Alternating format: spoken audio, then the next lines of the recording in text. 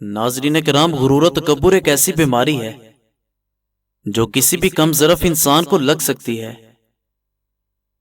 اے مطلب تیرا شکریہ، تو نے جوڑ رکھا ہے انسانوں کو۔ بیوقوف مرد عورت سے کہتا ہے کہ تم چپ رہو، لیکن ایک عقل مند آدمی اسی بات کو کچھ اس طرح کہتا ہے کہ جب تم چپ رہتی ہو تو بہت ہی خوبصورت لگتی ہو۔ جو کامیاب انسان ہوتا ہے وہ انہی پتھروں سے اپنی بنیاد مضبوط کرتا ہے جو لوگوں نے اس کو مارے ہوتے ہیں۔ برا وقت تو گزر ہی جاتا ہے، مگر ساتھ ساتھ چلنے پھرنے والوں کی اصلیت سامنے آ جاتی ہے۔ بیوی اور انسان کی قسمت تنگ تو کرتی ہے، مگر جب ساتھ دیتی ہے تو زندگی بدل جایا کرتی ہے۔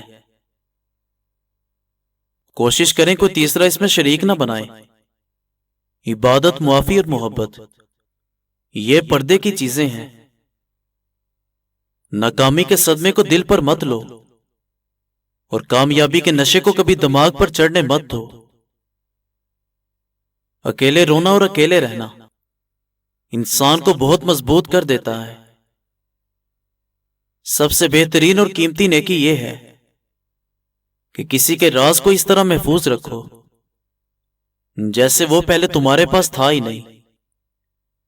چینی کہاوت ہے، اگر تم مخلص ہو کر کسی کی مدد کرنا چاہتے ہو تو اس کو مچھلی ویسے نہ دو بلکہ پکڑنا سکھا دو۔ جب تم پر مشکل وقت آئے تو کوشش کرو کسی کا احسان نہ لو، کیونکہ مشکل وقت جیسے بھی گزر جاتا ہے مگر احسان زندگی بھر کا رہتا ہے۔ عافیت کے 10 حصے لوگوں سے الگ رہنے میں اور ایک حصہ ملنے میں ہے۔ منافق آدمی اور کورونا دونوں ابھی تک لا علاج ہیں۔ احتیاط اور فاصلہ ہی بہترین علاج ہے۔